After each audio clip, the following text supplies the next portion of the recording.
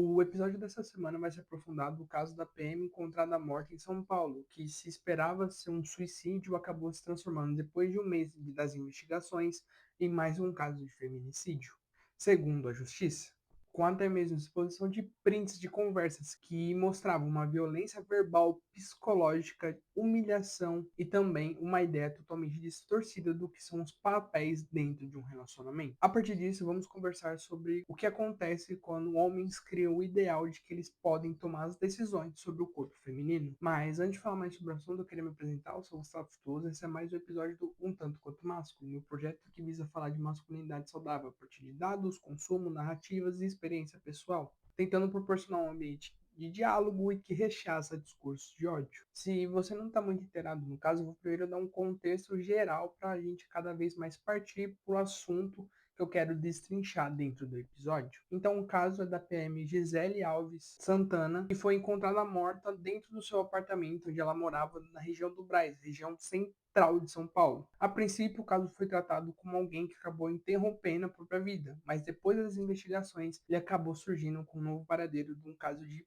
feminicídio feito pelo seu companheiro. E além de se tratar de mais um caso de feminicídio, ao que as investigações têm apontado, eu quis vir aqui falar sobre esse assunto por conta das mensagens que acabaram surgindo dentro das investigações, onde acabou se mostrando como a relação de ambos era muito conturbada, que se baseava muito em violências, impor medo. Primeiramente, eu queria destacar duas mensagens que eu acabei vendo da maneira em que a PM conseguia se comunicar tanto com o seu parceiro, demonstrando medo, demonstrando que não estava contente com a situação, tanto com suas amigas. Onde em uma das mensagens ela acabou dizendo: "Você sempre caçando um motivo para brigar, mas você vai ver só. Você enfiou a mão na minha cara ontem, gritou comigo hoje." E aí, para uma amiga, ela disse: "Tem que controlar os ciúmes dele. Qualquer hora me mata. Fica cego, não tem como controlar o que fala, muito menos o que acha." E esse caso acaba ficando mais estarrecedor muito por conta de como a Gisele acabava se portando nesse final de relacionamento entre os dois, onde a justiça sempre pontua que ela sempre foi muito categórica em querer finalizar o relacionamento deles, terminando em divórcio em si. Tanto que dias que antecederam o crime, ela acabou pedindo o divórcio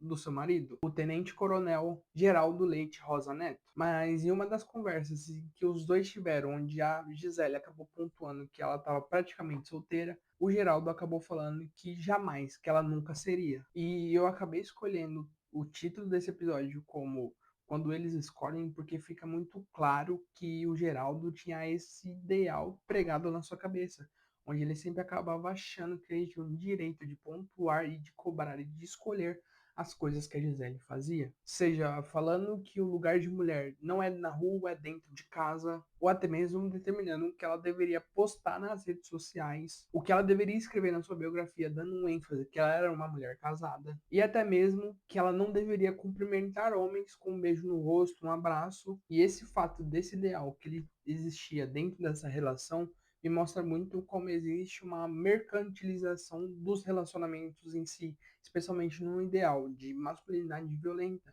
onde sempre ele acabava pontuando que a partir do momento em que era um cara provedor, que ele bancava o aluguel, bancava o apartamento, bancava a conta de água, luz, telefone, enfim, ela tinha que entregar para ele um carinho, uma atenção, um amor e até mesmo sexo, por conta que ele bancava as coisas da casa que ele vivia dentro também. E isso é muito bizarro, porque é tratar o casamento como um negócio, é uma troca, onde, ah, tá, eu enquanto homem tenho que entregar isso, você enquanto mulher você tem que entregar isso, e você não pode reclamar, você não pode pedir, você não pode tomar decisões por si mesmo e não ficar confortável com o que está acontecendo, porque é pré-determinado em si. Então foge extremamente do que é um relacionamento, num papel de troca, num papel de diálogo, num papel de decisões compartilhadas e muitas vezes de abrir mão para que o relacionamento funcione. Mas que no fim, esse é um grande papel que é posto dentro da masculinidade violenta, porque ele determina que a partir do momento em que você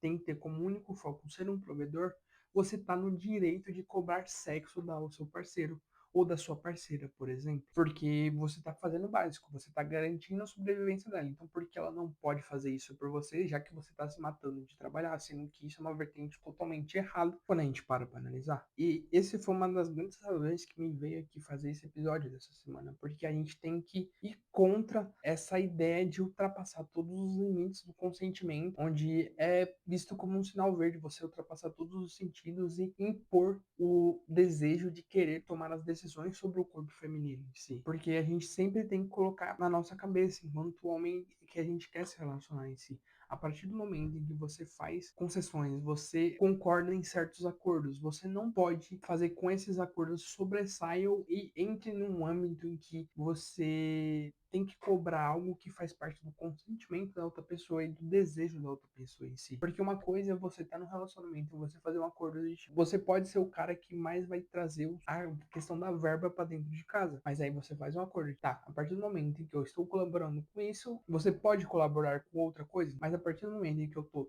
pagando mais, acho que você pode fazer, por exemplo, mais afazeres domésticos do que eu, ou cuidar de certo tipo de coisa. Por exemplo, ir ao mercado sozinho e cuidar dessa parte. E isso é um acordo que é totalmente válido, é totalmente compreensível, mas a partir do momento em que o homem tem como ideal o acordo dele, a partir do momento em que eu pago uma conta de luz, você tem que fazer sexo comigo, isso é totalmente surreal. E esse caso tem sido tratado e vinculado muito à comunidade Red Pill por conta de uma fala que acabou surgindo dentro desses prints que foram divulgados, onde o Geraldo acabava se denominando como homem alfa provedor e destacando que a Gisele era uma fêmea beta. Eu te trato como todo homem macho alfa trata sua esposa, com amor, carinho, atenção e autoridade de macho alfa provedor e fêmea beta obediente, submissa. E eu queria entrar um pouquinho nesse âmbito do porquê ele está sendo muito vinculado à comunidade Red Pill, especialmente que eu vejo que é muito por conta dessa narrativa de alfa e beta que é muito vista dentro da comunidade em si, dentro dos criadores de conteúdo que focam em passar essa visão, porque é muito mais palatável, muito mais visual, muito mais fácil conseguir se comunicar a partir disso para conseguir impor uma ideia de que a masculinidade é de certo modo desse âmbito de ser um alfa e conseguir inferiorizar mulheres a partir disso, colocando elas como beta. Só que eu acho que essa questão de alfa e beta é uma das coisas mais ridículas quando a gente para analisar. Porque, tipo assim, a gente tá em 2026, a gente vê conteúdo feito por IA de um vegetal, uma fruta falando da maneira que ela tem que ser comida, e a gente tá caindo num papo de você ser alfa, de você ser um beta, dentro do dia a dia, dentro das relações que a gente tem. Tipo assim, não tem cabimento a gente continuar caindo numa ideia e ver pessoas caindo nessa ideia de reduzir a gente como animais para conseguir corresponder a uma ideia de violência, de redução de mulheres, de inferiorização de mulheres, de perseguição a mulheres. Porque essa questão do alfa e beta é muito além da questão animal também. Ela parte desse ponto de colocar um homem e a mulher como animais. Mas isso é muito mais palatável de se comunicar um ponto em que você não precisa falar que você quer inferiorizar mulheres, você quer reduzir mulheres, você quer atacar os homens, você quer disseminar uma masculinidade que é violenta tanto para homens quanto para mulheres, sem precisar dizer isso. É só reduzir. Seja um homem alfa e trate a mulher como beta. E é nosso dever, enquanto masculinidade saudável e querer cada vez mais proporcionar um âmbito de masculinidade saudável e contra esse discurso e contra a ideia de querer sempre tomar as decisões sobre o corpo feminino em si, e sim respeitá-las a partir disso, a partir de encontrar e vê-las como um aspecto de uma pessoa que tem o próprio poder sobre o corpo, sobre a fala, sobre as decisões, sobre o que ela pensa em si. Porque a partir do momento que a gente não ir contra esse discurso, não colocar a mão na consciência e pensar o quanto esse discurso é danoso, mais e mais e mais Giselas vão acabar sofrendo violências e acabar partindo dessa. E assim contabilizando mais e mais casos de feminicídios que já acontecem porque homens querem sempre determinar a escolha sobre o corpo feminino. E além disso, hoje ainda nós temos comunidades que endossam cada vez mais esse discurso, porque nós, enquanto homens, enquanto querer